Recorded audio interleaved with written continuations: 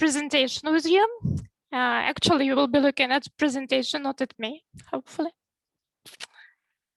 Well, so today we are going to talk about adapting materials.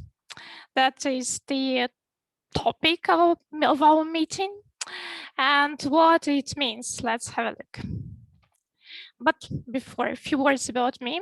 I don't know if you know me. My name is Marina. I am a teacher, a trainer, a SLP test trainer, and a director of studies at ILC. So you can address any question. You can ask me a lot of different questions about every different stuff. Okay. So if we are talking about adapting materials, question number one, please think about your students. Think if your students are same or different. And if they are different, what makes your students, what makes them differ from each other? Please think about that. From just an example, one student likes running around the class. Another student likes sitting quietly. What do you think differs them? So just 30 seconds for you to think. And please, if you're ready, write down one word into the chat box. What makes your students different from each other?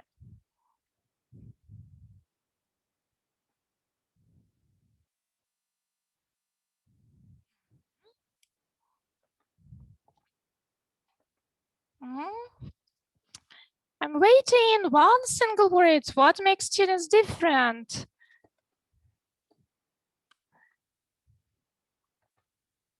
Right, behaves. Thank you very much. Goals, good idea. Anything else?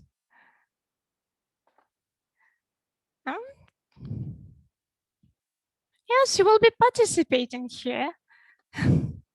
Right, good. Thank you. If you're talking about age, actually, quite often, if you're working with young learners, they are more or less of the same age. But if we talk about students, adult groups, right, that's right. Some of them are younger, some of them are older, let's say, more experienced. Fine, thank you very much. Let's look at the list I have.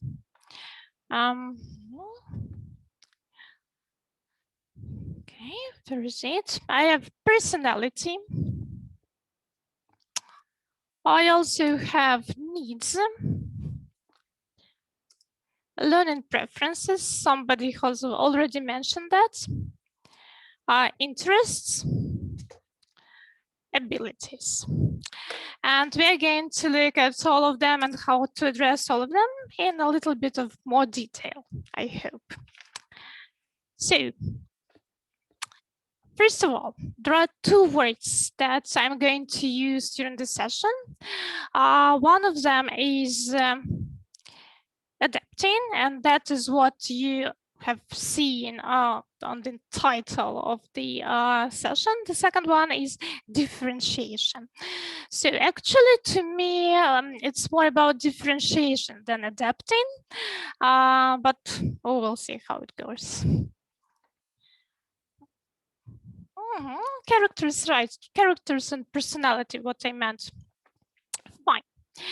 And to meet all the needs, all the interests, on the learning preferences, we need to think how to do that. Well, let's have a look what differentiation actually is. Okay, some people are still joining. I'm not that fast at doing everything. That is the definition of differentiation. And if you look at that, you see that differentiation is addressing needs, interests, and abilities of all learners and gives them the best possible chance of achieving their learning goals. And in that case, we need to help everyone, right? So does it mean something like Okay, we will go to that. So 3 questions. If you're here, it means that you're thinking about adapting and differentiation in your class. 3 questions. Is there any differentiation in your classroom? How often do you differentiate? And how do you differentiate? What do you do for that? Yeah, and if you're ready to share your ideas, just 30 seconds in the chat box. Could you please write a word or 2 about your experience?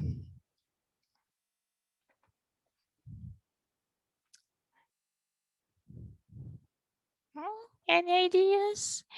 Any brave teachers here?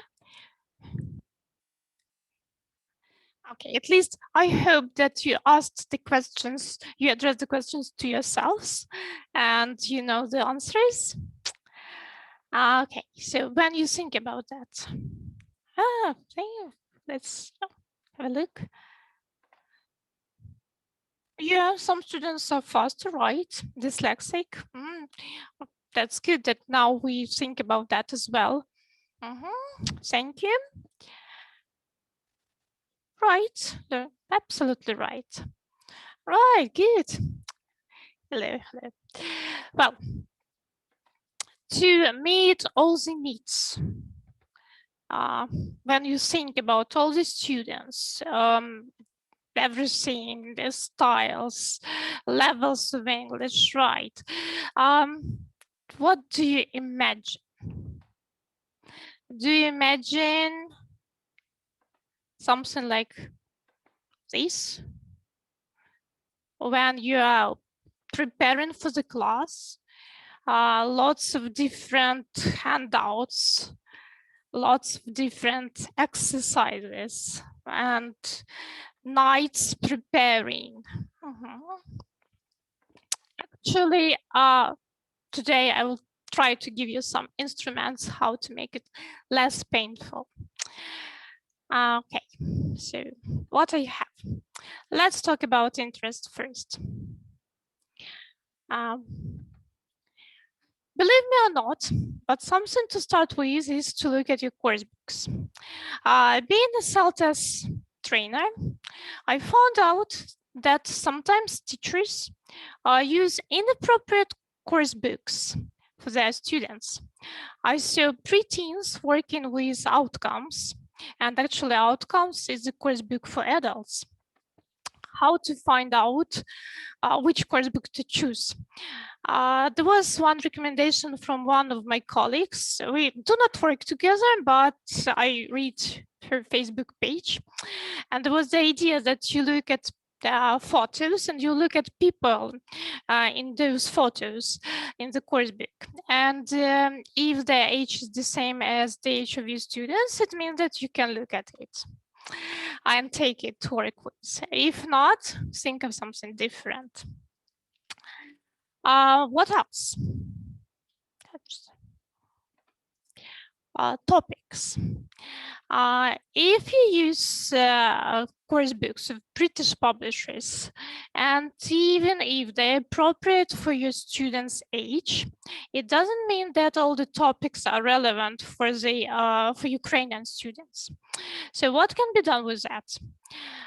If you're talking about grammar, if grammar is presented in some context that you do not like, actually you can change the context of it. For example, if we are talking about some models of obligation, they can be taught either through laws of living in different countries, rules of living in different countries, which is appropriate for adults, or some school rules, which is appropriate for your students. Or if you are talking about present perfect continuous, it can be taught either through hobbies, how long have you been doing this or that, or it can be presented through the context of health or health issues. If the context is not appropriate and you do not need vocabulary, but you need grammar, change the context.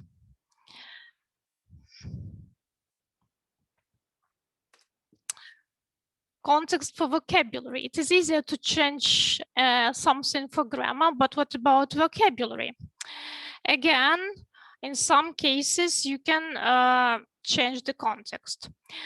For example, if we are talking about personality adjectives, they can be taught in the context of friendship, jobs, or in the context of superheroes.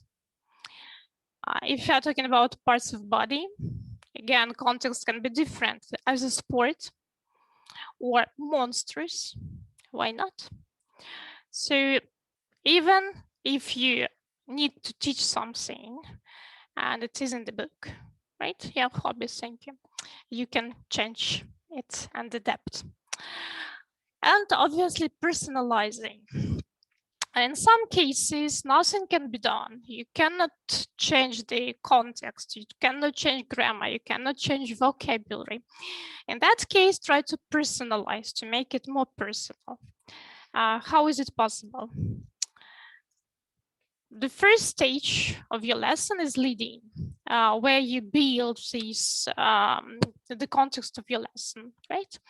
And at this stage of leading, you very quickly can ask your students to talk to each other and to share their ideas about something. Again, try to see a bigger picture. What I mean by that, if you have to teach your students jobs, names of jobs, first you can ask them to discuss and compare what they plan to do in the future. So not particularly about jobs, but the future in general. If you so what are they going to do when they finish school? Or you need to teach vocabulary to describe appearance. Again, you can ask the learners to discuss how important appearance is for them, or what is important to be successful in life, right? And then move them to the topic of appearance and parts of body as well, right? Well, freer practice. When you teach students grammar, vocabulary, after you presented the topic, presented grammar, then you gave them a few exercises like gap filling, sentence transformation. Now comes this moment when your students have to actually understand. Hopefully they understand it during your presentation stage, but if not, during freer practice, the students need to understand why they need this particular grammar in their real life. How can they apply it to their real life? So some tasks in which the students can speak using this particular grammar and talk about themselves, obviously. Then post-text discussion. If you're talking about grammar or reading or listening, again, we can ask the students to give their own opinion on what they heard or read. And obviously compare with their partners. Writing tasks. Here, I believe that writing tasks are the easiest to personalize.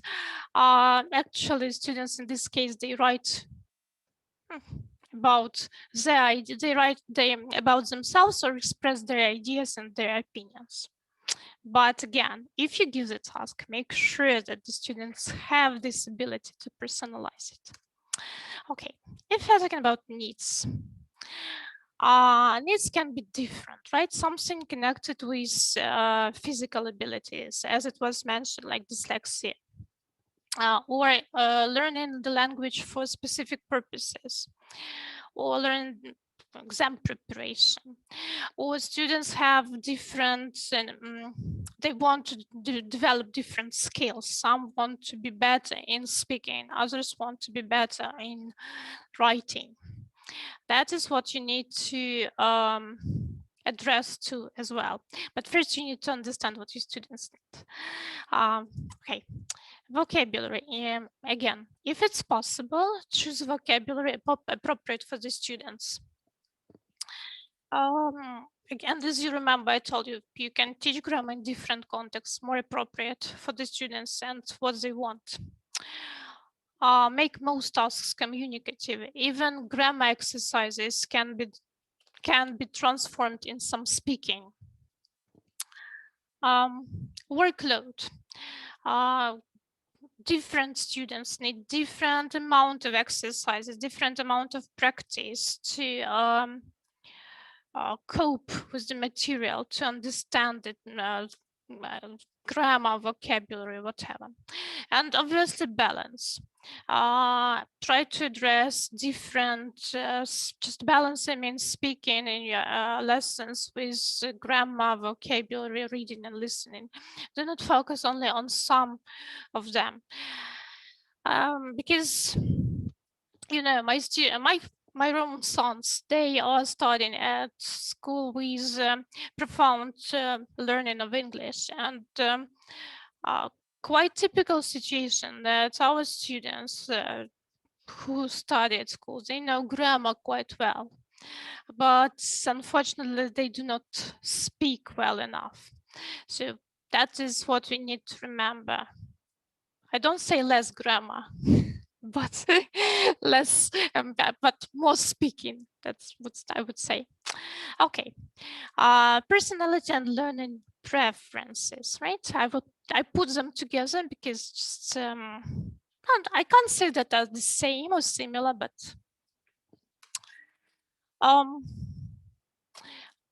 you can imagine a class, you ask a question, and then some fast students, what do? They shout out the answers. And it means that slower students do not have any chance to tell you what they think or what they know. Way out nominating. In that case, you make sure that you ask different students. Everybody participates. And for slower students, those who need more time, just give them time to think. Do not expect prompt answers. Support oral answers with written ones.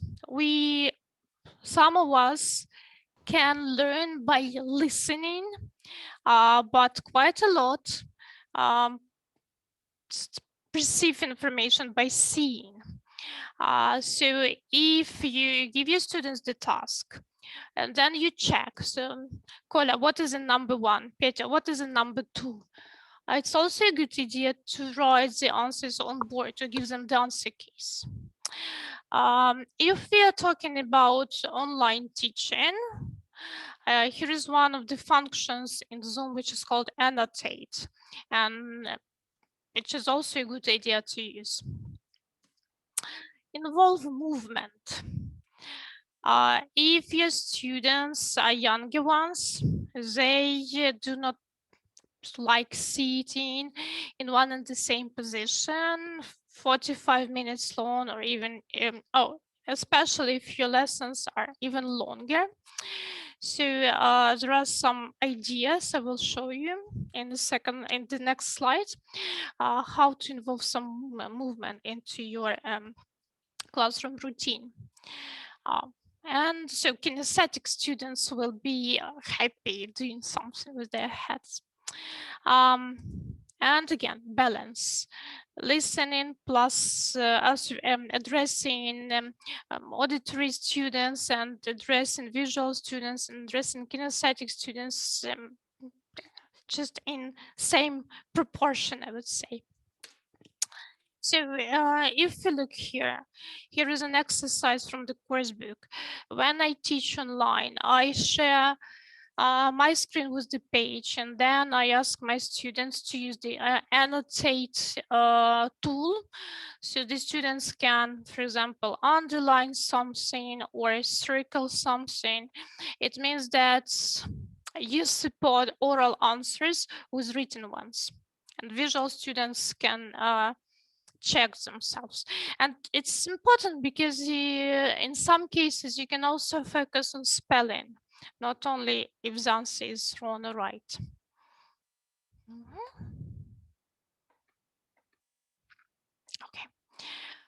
If you're talking about movement, what can be done? With younger learners, you can use fly swatters. So these are the things that children are keeping in their hands. Activity, you see here in the photos, there are some numerals on the board, and it's a kind of competition where you say the word, the fastest has to to touch the word with the fly swatter. You can use it with adults as well, why not, depending on the group. Running dictation. It's an activity where the students have to work in pairs. You put just some questions or some pictures on one of the walls.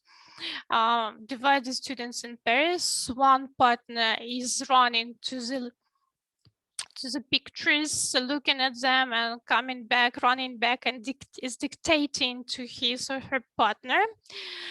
Student 2 is writing the word. And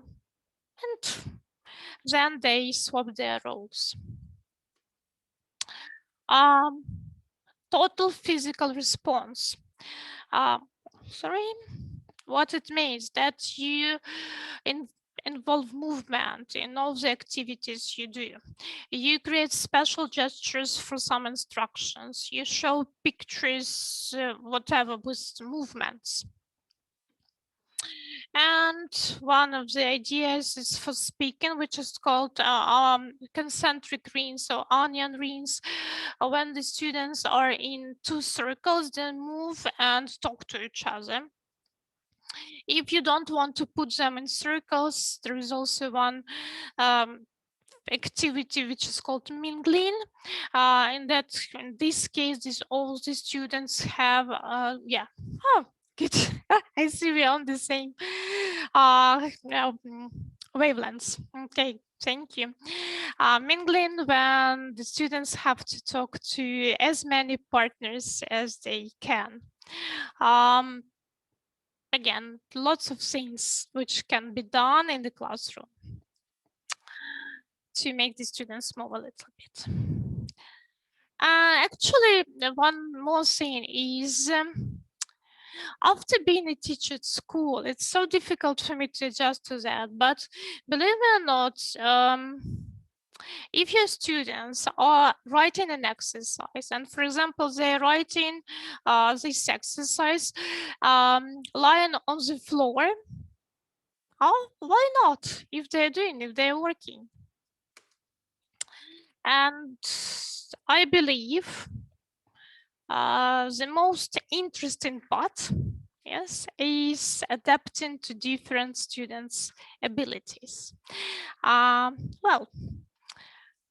Let's see what can be done with abilities. Instructions. You can give different students different, not different instructions, but different level of difficulty, yes, of these instructions. Pairing. Depending on what you want, you can put students in different pairs, and it will also influence not just their work. Challenge. For some students, you can give easier tasks. For others, you can give more difficult. And we will see how to do that. Quantity. Amount of exercises, something. Somebody gets more, somebody gets less. Cognitive differentiation, the way the students perceive the information in their brain. Again, we will see that. And autonomy, to make students work individually in some cases. Okay. Okay. What's going on? Okay. These are two instructions. Number 1 and number 2. quite similar, I believe. Please, in the chat box, can you write which one is easy? Number 1 or number 2? Please, which of these is for the students who are of, let's say, lower level? Right, you are. So number 1 is for lower level students. Great. Thank you very much. Well, and now here is the task. We have 3 houses here, right? Which of these is Maria's? Is it possible to make the instructions even easier than number 1? Actually, yes. It is called scaffolding. What it means? Look at the pictures. What do you see? Houses. How many houses do you see? 3. Okay. How many floors are there in house number 1? How many floors are there in house number 2? And how many floors are there in house number 3? What color is the roof in house number 1? And house number 2? And house number 3?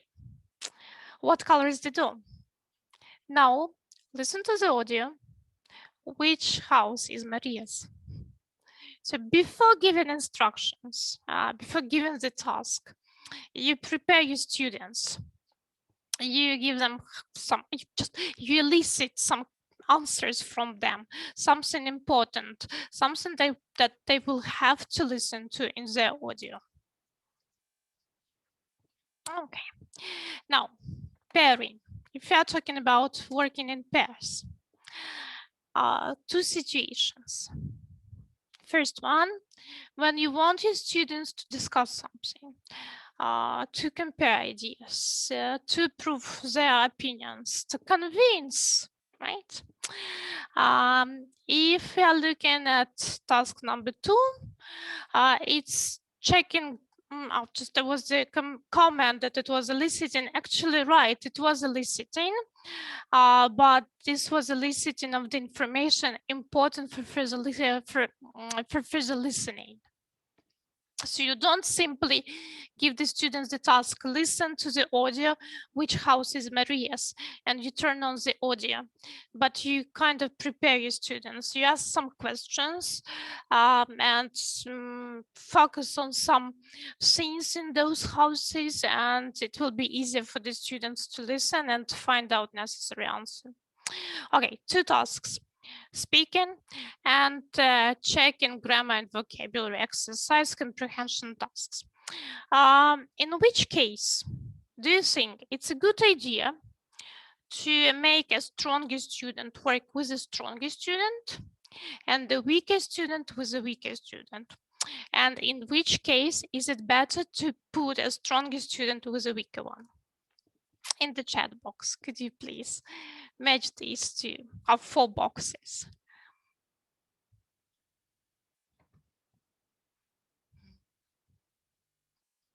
Okay, thank you, Tatiana. Anybody else?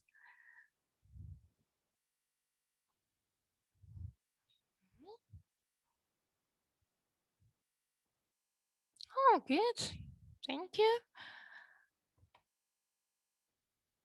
Okay.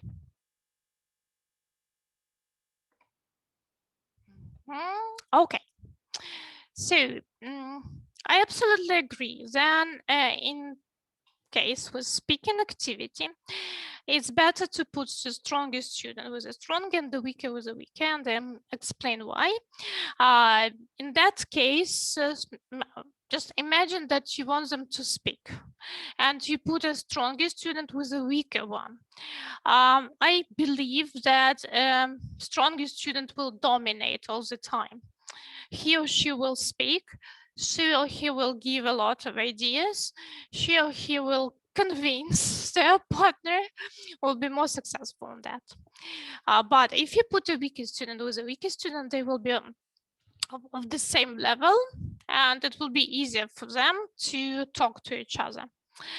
Why is it a good idea to put a stronger student with a weaker when you are checking some exercises? In that case, a stronger student can help, can just play a role of a teacher, um, give the answers, correct, explain if necessary. And a weaker student maybe will feel less intimidated because that is his or her classmate, groupmate, not a teacher in front of the class. And actually, that is in general a good idea to compare the answers before giving them open class so that everybody is listening. Okay. Quantity.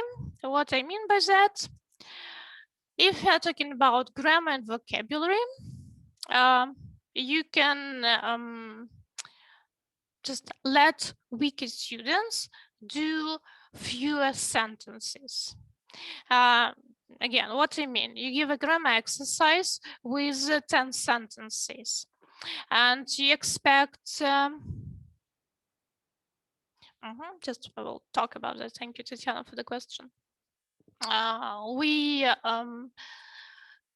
have an exercise with 10 sentences. We expect that stronger students will do all 10 sentences. For weaker students, we can just agree to 7 or 8. Then if we are talking about writing, speaking, again, the amount of sentences said written. But make sure that your strongest students won't be against writing much more than others, so that they don't feel it like a punishment.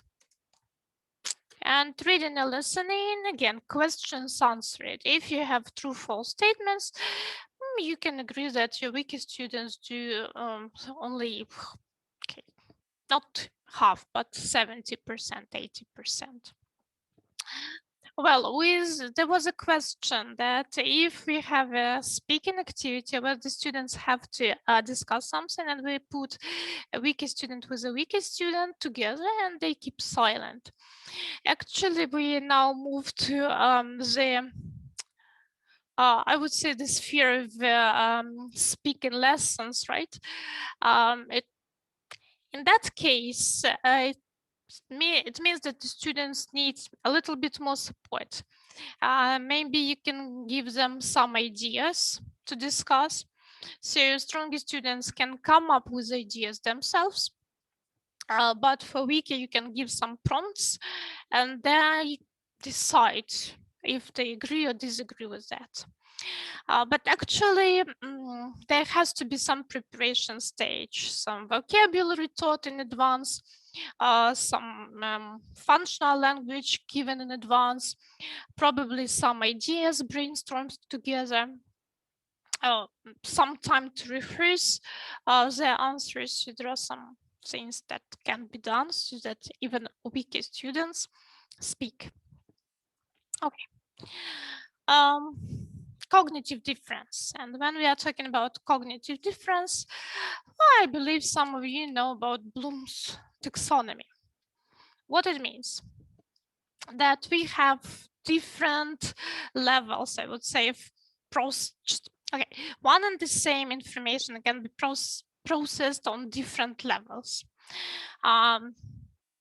First, we remember it, then we understand, apply, analyze, evaluate, and create. And that is what we can expect from our students, different level of processing information. But let's imagine we have a written task, right? Oh, sorry, a reading task. With lower students, we can ask them to summarize, slower, weaker students, we can ask them to summarize the text. But with stronger students, we can ask them to compare just this text to a previous one or to some well-known one, to compare two ideas. You can introduce some creative tasks like come up with a different ending for the text. Or imagine if some of the characters behaved differently. What would happen? And the questions you ask, yes, you students. For weaker students, you check if they understand. For stronger students, you check how they can analyze and evaluate that. And autonomy, what it means that the students can work individually, can do something just by themselves. And how can we help our students develop their autonomy? We can teach them learning strategies. If you are preparing your students for Cambridge exams, you know that there are specific strategies that help to do the tasks faster. But in general English, what can be done with general English? You can teach your students how to manage their time to do exercises faster at home.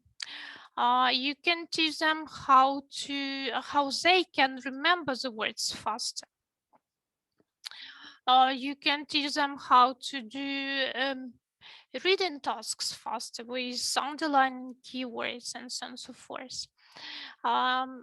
You can teach them just to reflect on how they're studying, what helps them to study better, and to use it in their further learning. Using dictionaries and grammar reference books. In that case, if the student just faces some unknown words or unknown grammar, they know where to find information, not only to ask a teacher to explain or to help, but to find out themselves. Using online resources. Nowadays, there are a lot of sites with grammar tasks, with vocabulary tasks, with text to read, with audio, podcasts, webinars, TED Talks, and you can teach your students to use these resources as well to develop their language. Self-reflection. How successful the student is, how good they have learned this material, how fast they have done this task, and what prevented them from doing it faster, or what might help them to do it quicker, what part of the lesson they liked and why, what part of the lesson they didn't like and again why. What to do to just to learn something fast in the future. And I believe the most interesting part, maybe again the most challenging part for the teacher, is to adapt materials from the point of view of challenge. And let's look if we can do it using different, just limited number of handouts and materials. Okay, with reading. We have a text. Just again, to see if you're still here listening to me. Please, can you think of typical tasks you give your students? Right? Some multiple choice questions. Now imagine that you have a student who reads and does the tasks faster than others. Any ideas what you can do with this fast student?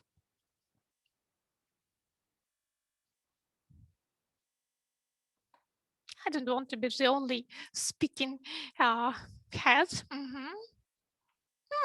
Good, thank you. Right. Do you think it's a good idea to ask them to highlight all the new words? Just, yeah, a few of them. Okay, right. You're still in my thunder. I will have nothing to tell you. Well, okay, any other ideas? Okay, so just to make it more challenging, fine. What about to make it easier? Is it possible? Mm-hmm. Is it possible to, how can we make a reading task easier? Mm-hmm. Okay.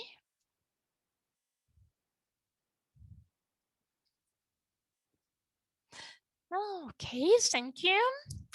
Let's have a look what I have. Good. Okay, more difficult. There's something that you have already mentioned. Good. Choose 3 words. Choose 3 new words, look them up in the dictionaries, explain to the partner. And I kind of insist that you teach your learners to use English dictionaries, not the ones that with a translation. Because we remember that words can have different meanings and so on and so forth, right? Then write 3 questions about the text and again ask the partners. Thank you. Those who mentioned this idea, come up with the different ending for the text. As I told you already. Open questions instead of true false or multiple choice questions. You can take this, the beginning of true false statements and transform them into questions. Make these 3 option multiple choice questions 4 option ones. Give extra option there. Or you can ask the students to prepare the task like that. You can ask them to add 1 more option for each multiple choice question.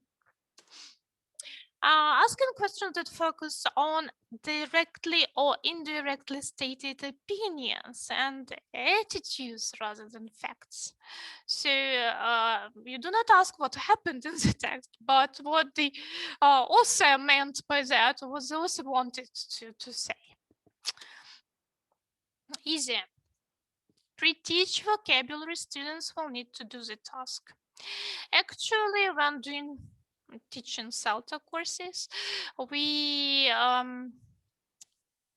teach trainees that it's important to find some vocabulary that may cause some difficulty for the students and pre-teach this vocabulary. But to make it even easier, you can put it on the board and leave it there. So the students can always look at the words and just remember the meaning. Activate previous knowledge on the topic. If you're going to read about the Atlantic Ocean, just what your students know about that. Give students the answers in jumbled order.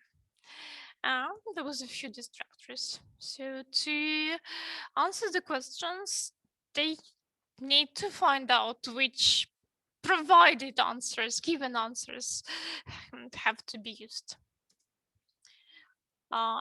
Transform open questions. Open questions, these are what, why, so WH questions into multiple choice. Break the text into sections with questions after each section. And just read part by part and do the task part by part. If you have 3 texts, sometimes in the book you can see 2, 3 similar texts. You can ask weaker students to read only 2 of them, not all 3.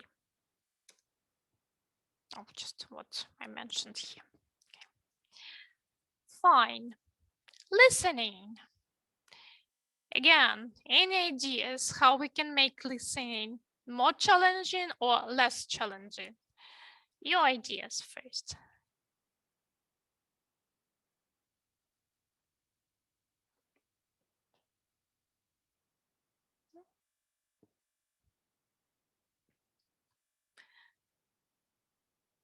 No, we are not saying that they are weaker.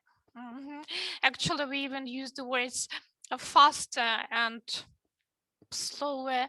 No, but again, when you give different tasks to students, you do not say, okay, you are stronger, that is the task for you. You are weaker, that is the task for you.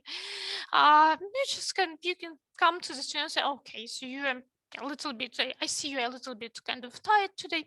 You can read two texts.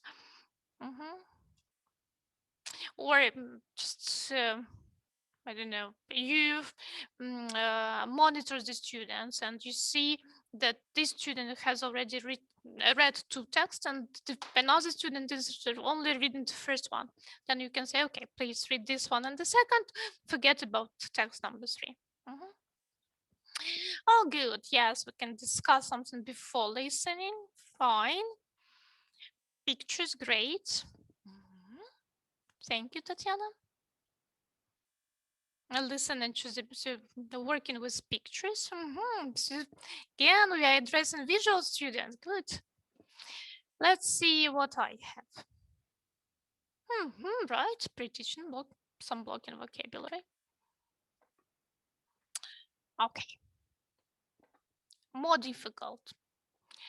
For the second listening, stronger students, they do not only choose true, false, right? They find and make notes on improvement in the audio, or you can give them some extra questions as well. Yeah, just I'm skipping from one point to another. Yeah, so either some extra questions, right, or to listen and make notes on the proof. With easier, yeah, something that you mentioned, pre-teach vocabulary, activate some background knowledge about the topic. Play again if it's necessary. Sometimes students might ask you to listen for the audio for a third time. In some cases, it's fine. You can also use individual headphones, and some students can listen to the audio for the third time. You can work with the tape script after the second listening, so that the students can see what they understood from the audio and what was difficult for them. In the gap field, again, provide some of the words needed. So again, some support, extra support. For a true-false activity, say how many true sentences there are, for example. Okay, one more thing for you. Actually, what I understood is that it's very important to focus on some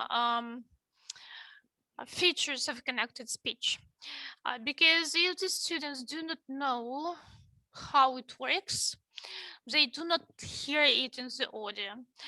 One of my favorite examples, I remember it, never favorite because I remember it, is cup of tea, actually pronounced by native speakers, but it's obviously it's cup of tea, right? But some of them pronounce it like cup of tea.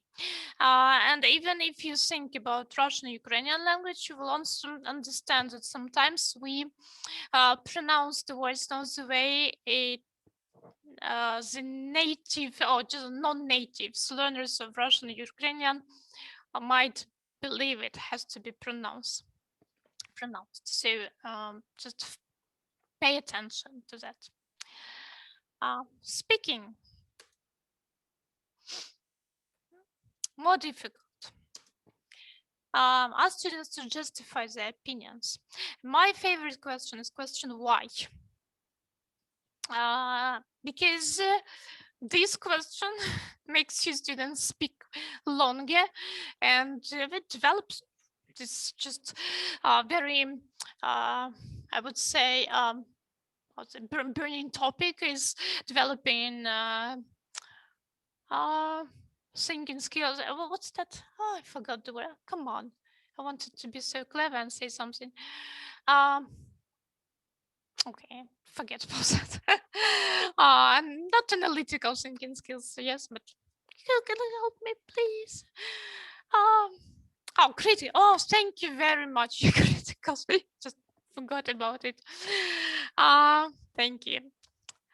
Then, pair higher level students together so they can really stretch themselves. Right, again, when speaking to somebody who is of your level or even a little bit higher, you try to adjust. I'm really sorry, somebody is talking to their. Okay, let me see. Just okay. Easy. Give students time to rehearse or plan their ideas. They have some time to make some notes, to think how they're going to do that, probably to just rehearse in front of their small group and then in front of the whole class if you want to. Pair weak and strong together for preparation stage. In that case, all these brainstorming ideas, thinking of some reasons, yes. In this case, a stronger student will help a weaker one. But then for speaking, you put stronger with stronger, weaker with weaker. Give and practice some language the students will need in advance beforehand. And writing. More difficult. Correction code to give a student a chance to self-correct. So you don't write the correct words, the correct spelling. You write some letters like a W, W means wrong word, or SP spelling, and students correct themselves. Give several examples of texts to analyze. If you want them to write a friend against essay on some topic, you give several friend against essays and they see what they have in common, what they have different. If you want them to write a letter of complaint, again, several different letters of complaint, students analyze and write their own. Process writing instead of product writing. Piece of just kidding. Product writing is when you give an example and students write something similar. Process writing, no example, but you're doing it step by step. Increase the word limit, but again, remember that some students might find it similar to punishment. Easier. A model or example before they start writing. Analyze the model in more detail. Correct the draft with the students or in person, then students rewrite. Give templates with the beginning of sentences, and students have to kind of finish them. And reduce the word limit. Okay, so let's look a little bit at some examples. As we were talking about writing, let's look how we can adapt or differentiate the task of correction, error correction. You have the task. Correct the highlighted spelling mistakes. Fine. How can we make this task more difficult? Okay, previous slide. So hopefully I will. Oh.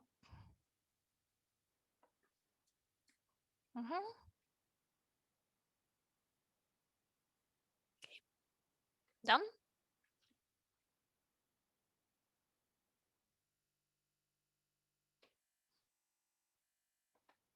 Oh, good. Well, so here is the task. Correct the highlighted spelling mistakes. You have sentences with mistakes and the words with mistakes are highlighted. How to make the task more difficult? Ideas?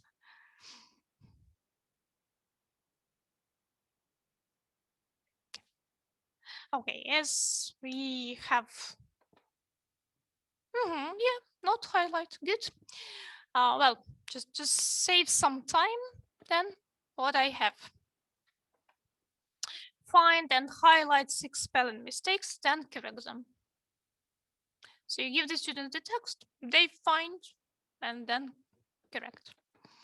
Find and correct 6 spelling mistakes. They are already kind of what I meant by that. Okay, the first one, first they highlight, and you as a teacher, you check it, yes?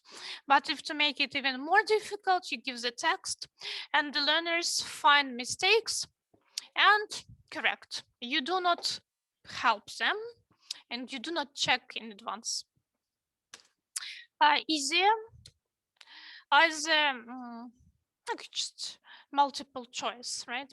Between 2 options. Choose the correct spelling. Well, with vocabulary activities, here is the task.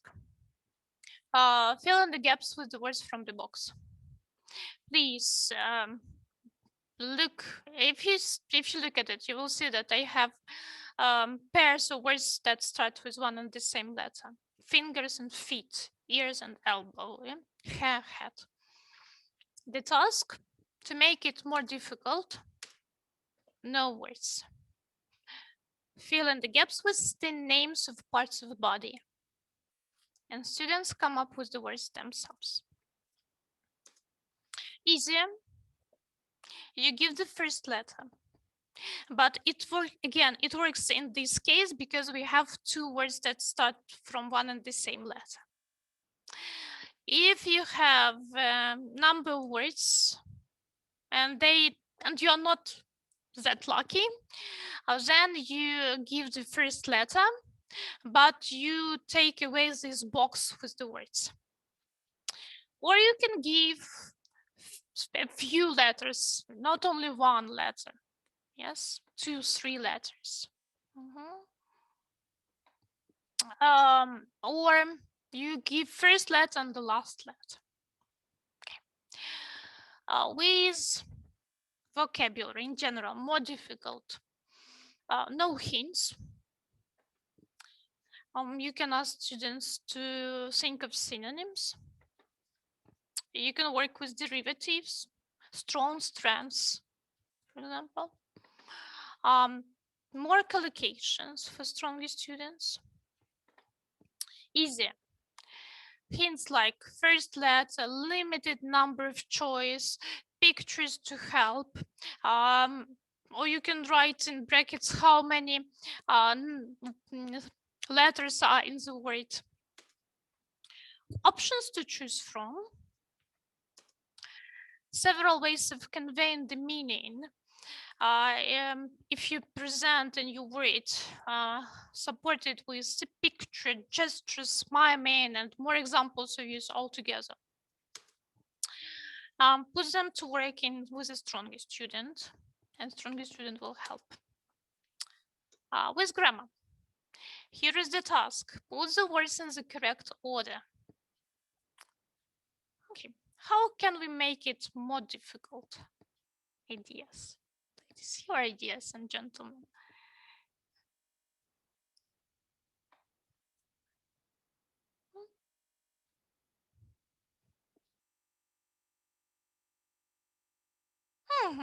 Just to add some more adjectives. Oh, good. I haven't thought about that.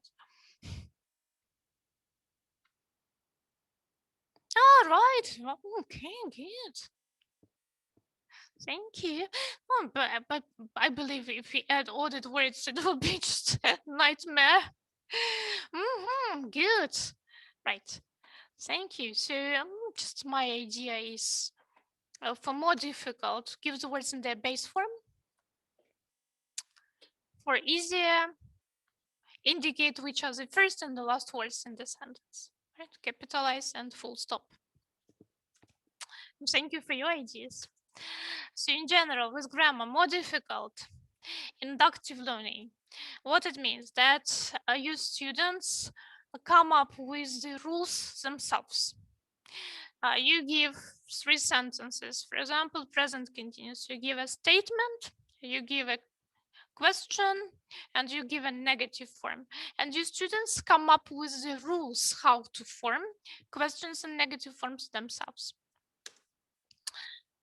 Comparing 2 tenses, 2 conditionals, etc. Gap fill instead of multiple choice. Easy deductive learning. So first you give the rule, then the students apply. Dividing material to cover between a few lessons. For example, different ways of forming comparatives. Text-based presentation of grammar also might help because the students will see how this grammar works in the text. More hints. If you work with grammar books, in one and the same grammar book, for one and the same grammar, you have different exercises, multiple choice, open the brackets. For weaker students, you can give multiple choice, choosing between options. For stronger students, you can give task with gap fill, opening the brackets. And they work simultaneously at the same lesson, but the level of challenge is different. Easy, do number 1 together or give example. Right, 2 options instead of opening the brackets. So to sum up, if we want to differentiate, if we want to make our lessons more differentiated, we give open-end questions. So again, not yes, no, but why questions or WH questions. Choice of in terms of challenge, easier tasks and more difficult tasks. Of quantity, more sentences, fewer sentences. Personalization, or if it's not possible to personalize the topic, at least to share your opinion, so to say what it means to you. And it requires interaction, so students speak to their partners, to their group mates, to their classmates, in pairs, in groups, etc. Okay, so very fast from about differentiation from me, because actually when I started digging deeper, it appeared to be a huge field to work on, and there are absolutely lots and lots of ways in which we can differentiate, and again, depending on what we want to achieve and which particular differences we want to address this time.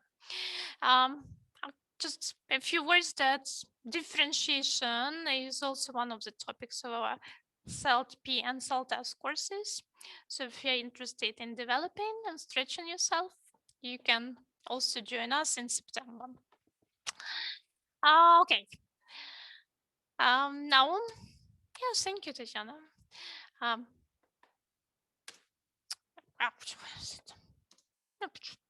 Any questions?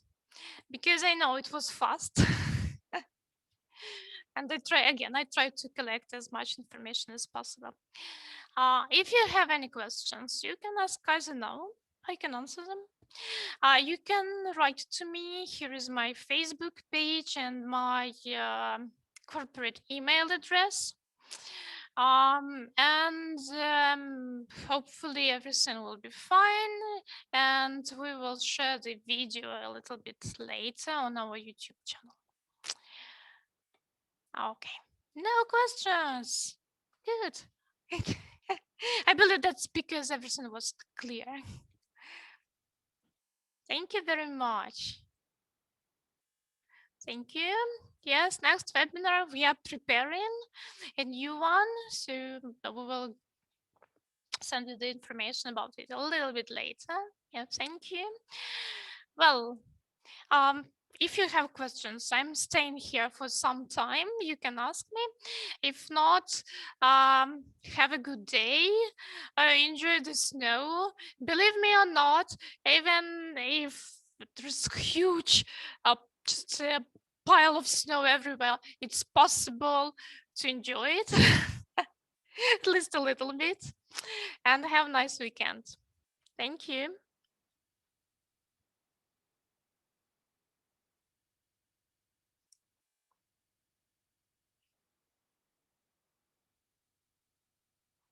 Mhm. Okay, then I'm finishing the session. Bye bye to everyone.